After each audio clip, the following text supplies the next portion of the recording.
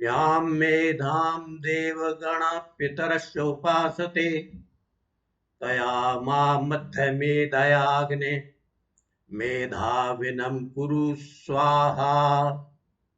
हे सर्वजज्ञ परमात्मन, जिस विज्ञानवती यथार्थ धारणा वाली बुद्धि को देव समूह विद्वानों के ग्रंथ उपासक उपासक धारण करते हैं, जिस यथार्थ पदार्थ वाले पितर जिस बुद्धि के उपासित होते हैं, उस बुद्धि को कृपा करके मुझको अविलंब प्राप्त कर स्वाहा। इसे पूर्वाग्रह से स्वीकार कीजिए, जिससे मेरी जड़ता दूर हो जाए। इससे पूर्व मुक्ति विषयक चर्चा के दौरान मैं आपसे बता रहा था कि परमात्मा सामान्य जीवात्मा को जब मुक्ति का सुख भुगवा करके सामान्य जन्म के द्वारा माता पिता का दर्शन कराता है, उन आत्माओं में ये सामर्थ्य नहीं होती कि वो मुक्ति का दौरान चर्चा का आपके समक्ष रख सकें। परंतु महर्षि दयानंद चूंकि मुक्ति की अवधि के बीच में आए थे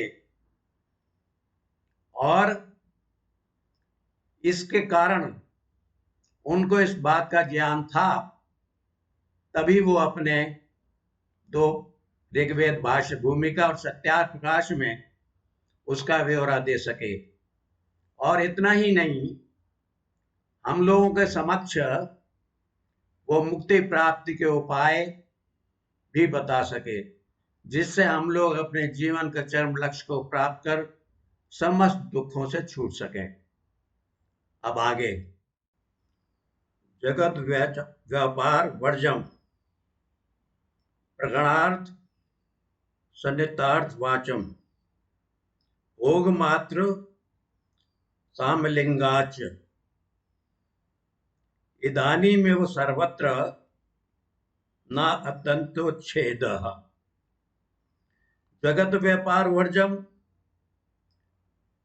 जगत के व्यापार को छोड़कर। जगत व्यापार जायति इते ज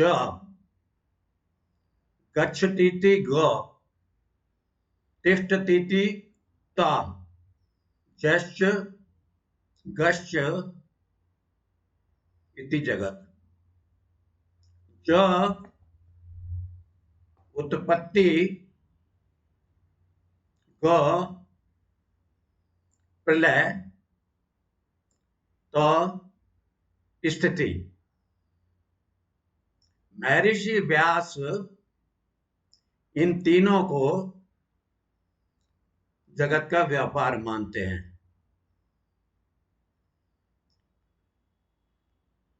क्योंकि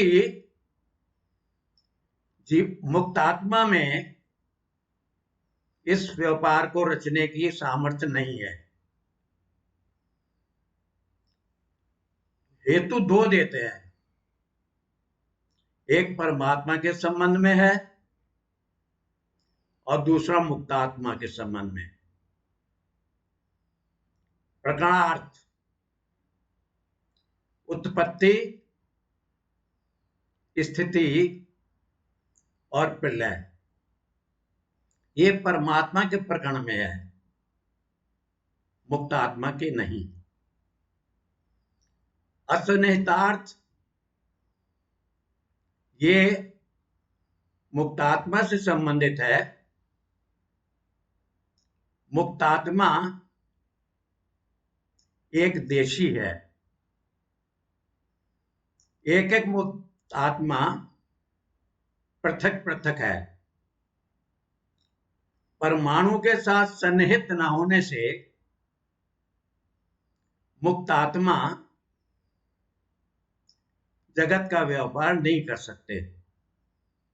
अब प्रश्न उठता है कि फिर मुक्तात्मा और सामान्य आत्मा में अंतर क्यों है? और फिर ईश्वर के सानिध्य का लाभ क्या हुआ? तो इसका उत्तर महर्षि व्यास दूसरे सूत्र से देते हैं। भोग मात्र साम्य लिंगाच। ईश्वर का आनंद भोगने में साम्य है, लेकिन मुक्तात्मा आनंद भोगने में अन्य जीवात्मा से वैषम्य है। मुक्तात्मा ब्रह्म के साथ रहता है और ब्रह्म सर्वव्यापक है। फलस्वरूप जहां जहां परमात्मा है वहां वो अव्याहत गति से बेरोक टोक कहीं भी विचरण कर सकता है। जबकि सामान्य जीवात्मा हम लोग जो हैं वो इंद्रियों का जो साधन है हमारे साथ स्वकार्य उससे करते हैं, परंतु मुक्तात्मा अपनी स्व संकल्प शक्ति से जहां चाहे विचरण कर सकता है, क्योंकि वहां उसके पास ये शरीर नहीं होता, परंतु उसके पास 24 प्रकार की शक्तियां होती हैं। बल, प्राकर्षण, आकर्षण, गति, भीषण, विवेचन, क्रिया, उत्साह, स्मरण, निश्चय, इच्छा, द्वेष, प्रेम, संयोग, वियोग, संयोजक, विभाजक, श्रवण, दर्शन, स्पर्शन, गंध ग्रहण, रसास्वादन और ज्ञान। इनकी के साथ चूंकि ये सामर्थ्य उसके पास है, वो चाहे जहां भी संकल्प मात्र से उस चीज को प्राप्त कर लेता है। अभी कोरोना से पहले की बात है, समाज में हम लोग खड़े हुए थे, किसी का देहावसान हुआ था, उसके बाद शांति सभा 4 दिन, चौथे दिन जब शांति सभा हुई तो शांति सभा के समाप्त होने पर वहां चाय और हलवे का वितरण था। तो जब मैं हलवा खा रहा था तो और 3-4 लोग मेरे साथ खड़े थे, तो मैं उनसे कह उठा कि यदि ये मुक्त आत्मा है तो वो भी हलवा खा सकती है। लोग बड़े आश्चर्यचकित हुए कि क्या बात कर रहे हो यार। तो मैंने कहा भाई देखो, ऐसा ही लिखा है, सत्यार्थ प्रकाश में महर्षि ने लिखा है कि संकल्प मात्र से वो अगर रसास्वादन करना चाहती है तो हलवा आगे चल सकती है। तो क्योंकि उसको कोई रुकावट नहीं है, परमात्मा सब जगह है, तो वो अन्य आत्माओं से इस प्रकार से वैषम्य है। अब महर्षि कपिल ने एक सूत्र के द्वारा इस लौकिक न्याय को बहुत ही सुंदर ढंग से प्रदर्शित किया है। वो कहते हैं कि मुक्तात्माएं यदि पुनरावृत्ति ना हो तो जो जीवात्मा है उनका अत्यंत उच्छेद हो जाएगा। उच्छेद के माने अभाव हो जाएगा, परंतु ऐसा होता नहीं है। कारण यह है कि पूर्व के ऋषि सब मुक्ति से पुनरावृत्ति मानते थे। यहां तक कि अपने लेख और भाष्य जो किया है उसमें भी वो मुक्ति से पुनरावृत्ति का समर्थन करते रहे। लेकिन उन ऋषियों के जो शिष्य थे वो मुक्ति को अनादि और अनंत मानते थे। कारण वो आलसी और प्रमादी होने के फलस्वरूप ससीम फल को, थोड़े परिश्रम करने को बहुत फल लेना चाहते थे, इसलिए वो ये कहते थे कि मुक्त आत्मा वापस नहीं आती। परंतु इस विचारधारा का महर्षि दयानंद ने जितना प्रबल विरोध किया है, मध्य अवधि के जो अन्य आचार्य हैं वो भी इतना नहीं कर सकते। कारण है उसका ये है कि महर्षि मुक्तात्मा थे, मुक्ति की अवधि के बीच में आए, मुक्ति की अवधि के बीच में गए, तो वो तो चूंकि पुनरावृत्ति के स्वयं प्रत्यक्ष उदाहरण थे, इसलिए वो इस बात को लोगों के समक्ष रख सके। अब देखिए प्राय क्या होता है, हम सुनते थे और ऐसा सुनते आए हैं कि हमारे बुजुर्ग ये कहा करते थे कि जब आदमी मरणासन होता है, मरने का समय आता है, तो उसके समय उसके जो पूर्व के जन्म से लेकर मृत्यु तक के जो कर्म हैं जो किए हैं उसने, चलचित्र जो है या कर्मों का जो अवसाय है वो आकर के उसको परेशान करता है। लेकिन ये तब विश्वास नहीं होता था कि ऐसा होता होगा, लेकिन जब छांदोग्य में ये पढ़ा तो लगा क्या बात तो सही है। अब देखिए इसको मैं छोटे से उदाहरण से आपके समक्ष रखता हूं। आप सारे दिन के व्यापार से जब थक जाते हैं तो रात्रि में आकर के बिस्तर पे लेटते हैं, चारपाई पे लेट जाते हैं, तो उसके बाद क्या करते हैं?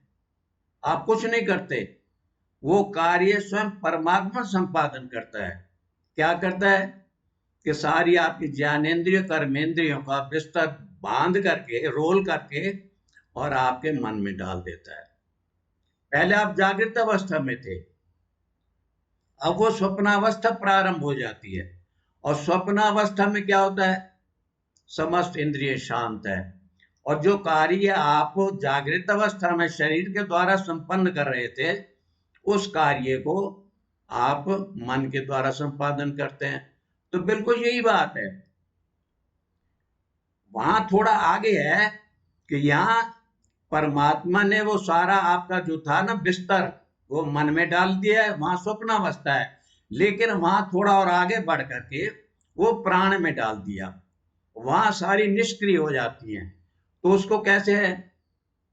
अब चूंकि सारी चीजें उसकी इंद्रिय जो है, वागेंद्रिय जो भी कर्म इंद्रिय वगैरह है, सब प्राण में डाल दी परमात्मा ने। तो लोग क्या कहते हैं? उन सुनता नहीं है, देखता भी नहीं है, चखता भी नहीं है, कुछ भी नहीं करता है, हिलता भी नहीं है। तो ये स्थिति क्या है? ये स्थिति वही है कि वो अंतःप्रज्ञ हो जाता है उस वक्त। अंदर वो सब चीज, क्योंकि जब अंदर जीवात्मा है, उसके अंदर सारी चीजें अंदर हो रही हैं, लेकिन वो बहुत ही दयनीय स्थिति होती है, छटपटाता है, लेकिन न तो इंद्रियों के द्वारा कोई प्रदर्शित नहीं कर सकता। लेकिन महर्षि दयानंद की स्थिति बिल्कुल भिन्न है। मैंने जैसा सुना है कि जब महर्षि देवसान का प्राण मतलब मृत्यु का समय था, बिनाई कोठी में पंडित गुरुदत्त विद्यार्थी वहां, और शायद लाहौर के जो आर्य समाज के प्रधान थे वो भी उनके साथ थे, जैसा कि मैंने सुना। और ये वास्तविक बात है कि आत्मा इस बात को स्वीकार करती है। कहते हैं कि महर्षि दयानंद के जो पिछले 1 महीने से रुग्ण अवस्था में थे, सारे शरीर पे फफोले थे, और उस वक्त उन्होंने मुंह पे भी, चेहरे पर भी उनके फफोले थे, उन्होंने दाढ़ी बनवाई है,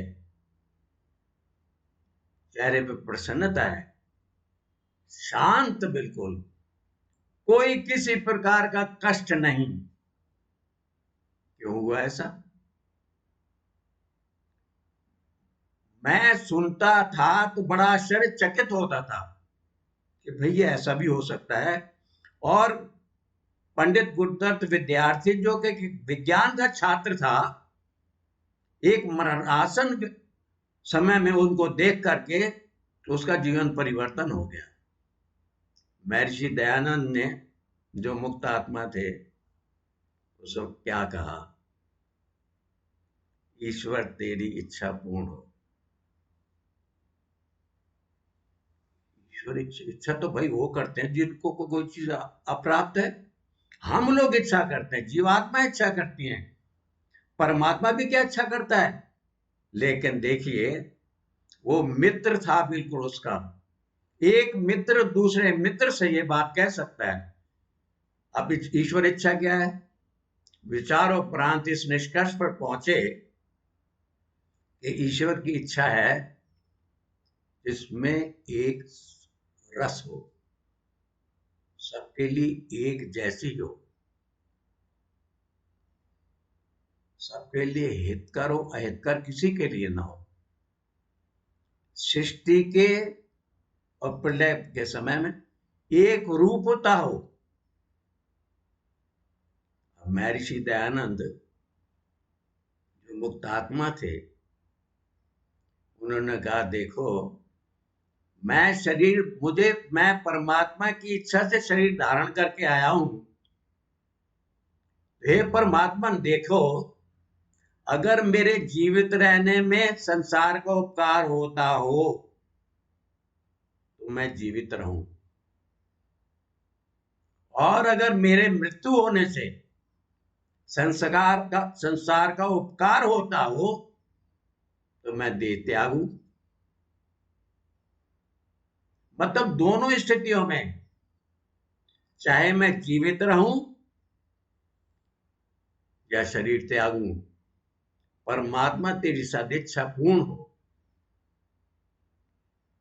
एक केवल मुक्तात्मा ही है जो परमात्मा की इच्छा को पूर्ण कर सकता है, किसी की सामर्थ्य नहीं है। दूसरा वाक्य क्या बोला? तूने अद्भुत लीला की। तूने अद्भुत लीला की। राम ने भी राम लीला की। राम त्रेता में हुए, 9 लाख वर्ष हो चुके इस बात को, और संभवतः 477 वर्ष पूर्व वाराणसी में रामलीला प्रारंभ हुई पहली बार, जहां तक मेरा ध्यान है। और उस वक्त चित्रकूट में तुलसीदास जी ने रामचरितमानस की रचना प्रारंभ की थी शायद। राम ने जो लीला की वो रामलीला कहलाई, और तब से लेके आज पर्यंत और आगे तक भी आप प्रतिवर्ष रामलीला मनाते रहे, आयोजन करते हैं रावण वध से पहले। कृष्ण ने जो लीला की द्वापर में की, वो कृष्ण लीला कहलाई।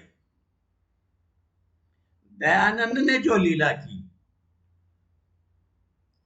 दयानंद ने जो लीला की वो दयानंद की लीला नहीं कहे। तूने अद्भुत लीला की। लीला दयानंद कर रहा है, कैसा अद्भुत नामकरण हुआ। तूने की, मैंने कुछ नहीं किया। जो कुछ तूने कराया मैं तो वो करता रहा। ये लीला तूने की, मैंने नहीं की है। कौन कह सकता है? किसी में सामर्थ्य नहीं है कि वो ये कहे कि तूने लीला की। मुक्त आत्मा ही केवल, मुक्त आत्मा ही केवल, क्योंकि जैसे हमारा शरीर आत्म प्रकाश का साधन है,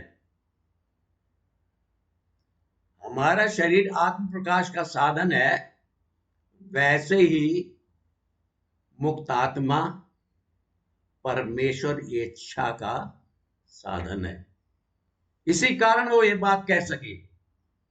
महर्षि दयानंद मुक्त आत्मा थे, इसका उद्घोष कर सके। दयानंद ने दो बातें कही, दो बातें। एक बात थी तेरी इच्छा पूर्ण हो, दूसरी तूने अद्भुत लीला की। इसको जरा विचार करें, अंतिम वाक्य उनके यही थे दो। अगर इतना कहने के बावजूद हम ये उसके बारे में न कुछ नहीं समझे, इसमें हम, दयानंद का कोई दोष नहीं है, दोषी हम हैं।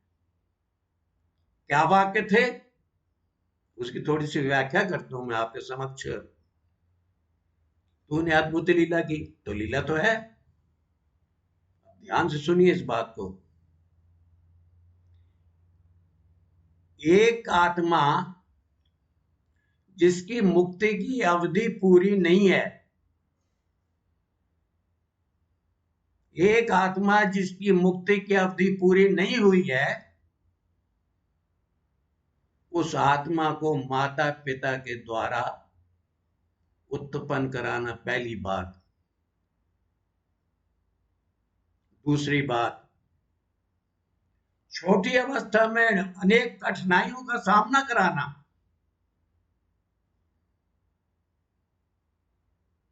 दूसरी बात। तीसरी बात, गुरु से पिटवाना। आपने सुना होगा ये बात। दयानंद सुबह उठ करके यमुना नदी के किनारे जाकर के गुरु के लिए पानी लाया करते थे। 8-10 घड़े पानी, 2-2 घड़े पानी के भर के उनके लिए लाते थे। और जब गुरु स्नान करते थे तो उनकी कुटिया में झाड़ू लगाते थे। पढ़ा होगा, सुना होगा।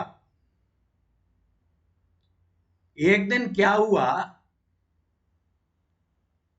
झाड़ू लगाते लगाते उनको शायद गुरु ने आवाज लगाई, वो कूड़ा वहां रह गया। ब्रजानंद जब वहां से गुजरे तो पांव पड़ गया उस पे। तो चूंकि प्रजा चक्षु थे, लाठी हाथ में रखते थे, कमर पे 2 लाठी मारी।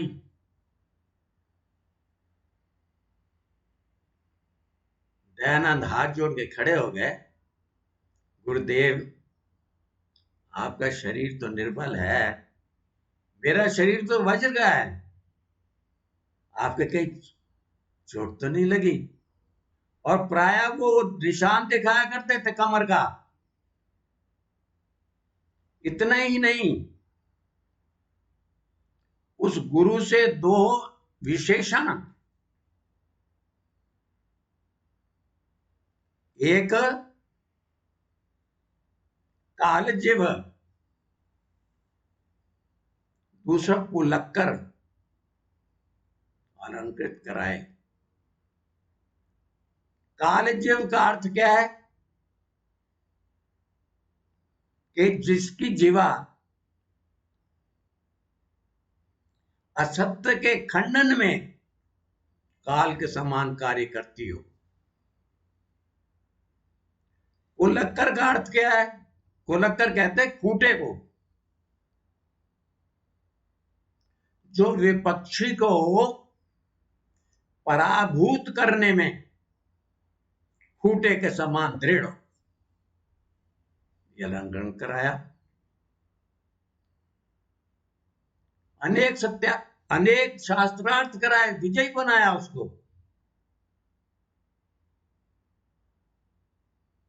कहीं भी उसको हार का मुंह नहीं देखना पड़ा। संपूर्ण संसार का अंधकार नष्ट कराया उससे। अविद्या अंधकार फैला हुआ था, वेदों का प्रकाश कराया उससे। शरीर धारण करके भी उसके चेहरे से, मुखमंडल पे आनंद का जस धारा प्रवाहित करना। एक मुक्त आत्मा को महापुरुष बना के दिखा दिया। इतना सब कुछ कराने के बाद भी कुछ न करना, मैंने कुछ नहीं किया, जो कुछ कराया ये तो तूने कराया, मेरी तो सामर्थ्य क्या है। ये था उसका बड़प्पन। और ये मुक्त आत्मा, देखिए ध्यान से सुनिए इस बात को। मुक्त आत्मा के पास मन नहीं है, और ईश्वर के पास भी मन नहीं है। मन की भूमिका केवल मोक्ष तक पहुंचने तक है, उसके बाद मन अपने कारण में लीन हो जाता है। संसार में मतभेद भी है, मन भेद भी है, लेकिन उन दोनों के बीच में, मित्रों के बीच में मन भेद तो हो ही नहीं सकता था, मतभेद भी नहीं था। इसीलिए बार बार उसका ये कहना कि तूने कराया, मैंने कुछ नहीं किया, मैं तू हो गया, तू मैं हो गया, तूने अपने सारी इच्छाएं, आशीर्वाद सब सत्य कर लिए, मेरे माध्यम से किए। भाई देखिए, सीधी सी बात है, आप क्या समझते हैं? वो मुक्त आत्मा था, वो महान था, उसको मुक्ति की अवधि के आने का जाने का पूरा ज्ञान था। विषपान का कर्ता कर्याता भी परमात्मा था। विष देने वाला, पत्थर मारने वाला अल्प जीव था। मुक्त आत्मा दयानंद तो इनसे भी परे था, सब कुछ करते हुए छूता।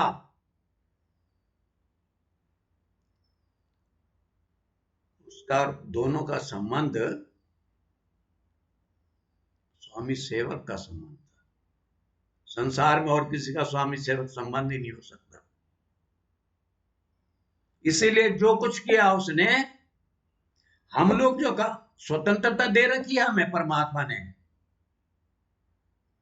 लेकिन मुक्त आत्मा को स्वतंत्रता नहीं थी। तभी तो क्या, जो तेरी इच्छा, जो तेरी इच्छा वो मैं कर रहा हूं। इस चीज को बार बार विचार करते हुए अगर हम देखें, हम तो इसी निष्कर्ष पर पहुंचते हैं कि महर्षि दयानंद मुक्त आत्मा था। मुक्ति की अवधि के मध्य में ईश्वर इच्छा से आया, मुक्ति की अवधि के मध्य में ईश्वर की इच्छा से गया, और अंत समय में जो दो शब्द, दो वाक्य प्रयोग कर सका, तेरी इच्छा पूर्ण हो, तूने अद्भुत लीला की, अभी तक शायद किसी ने नहीं बोले, ऋषियों ने भी, मैं तो सुना नहीं है। किसी को पता हो तो मैं नहीं कह सकता, अभी भी नहीं बोले जा रहे, शायद भविष्य में भी संभव, मैं तो नहीं समझता कि संभव हो। तो इसी के साथ अपनी वाणी को विराम दूंगा। सर्वे भवन्तु सुखिनः, सर्वे सन्तु निरामया, सर्वे भद्राणि पश्यन्तु, मां कश्चित् दुःख भाग् भवेत्।